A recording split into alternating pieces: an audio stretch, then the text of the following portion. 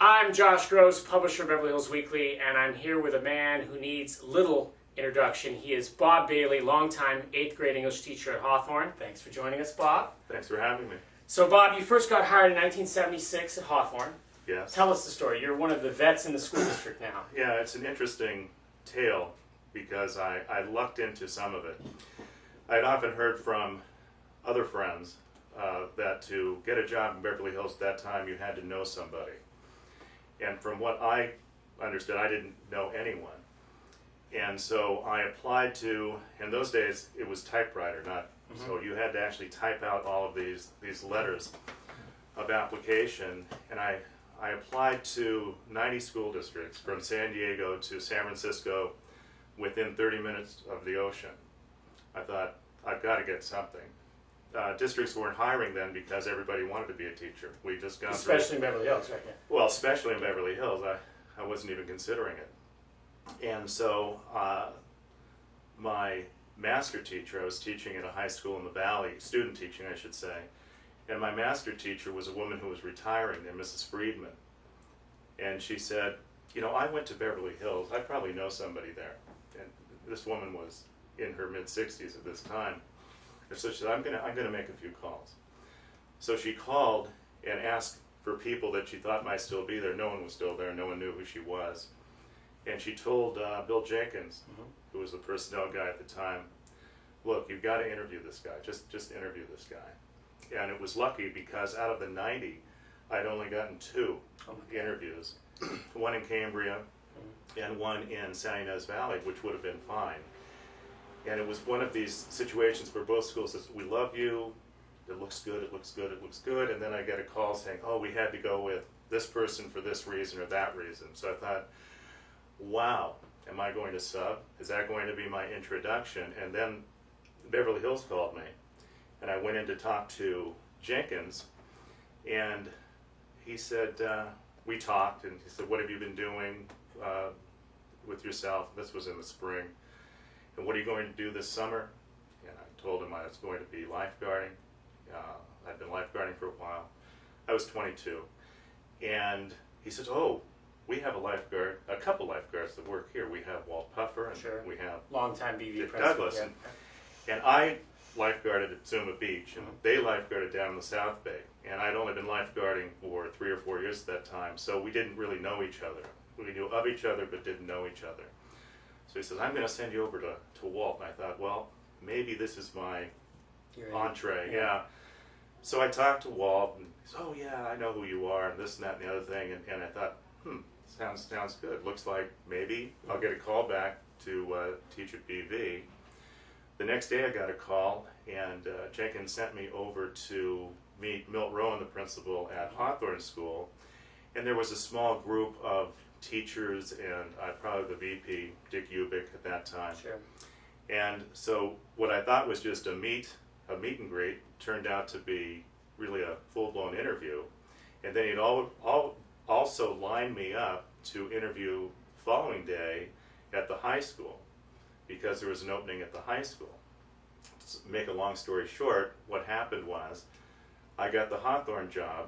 The person who I replaced at Hawthorne got the high school job, Opal Stevens. Opal Stevens, my 10th grade honors English. Is that right? Yeah. Yeah. Well, it could have been me. Yeah.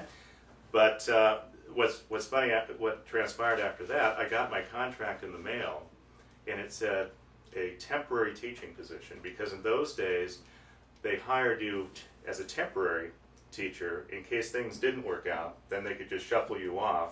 And technically, there were people on leave, and they could say, well, he's taking this person's place even though he's teaching in it. And so I didn't know what that meant. To me, it meant that it wasn't secure. And But you had a job. well, I had a job, but they were still keeping me on the hook with these other 2 jobs. And I thought, I can't take a temporary job when I might get a permanent job at one of these other places.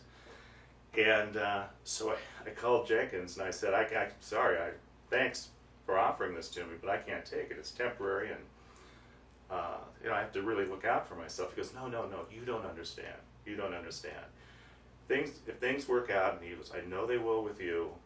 You have no problem. You'll be back in a probationary position the next year. And I said, well, I'm sorry. I understand that that's your policy, but I still can't accept it. And he says, well, that's really too bad. We really, really wanted to work with you. We were looking forward to it. And I said, well, I was too, but sorry, maybe down the line we'll see each other again. And the next day I got another letter in the mail. They changed it to probationary. Oh, wow.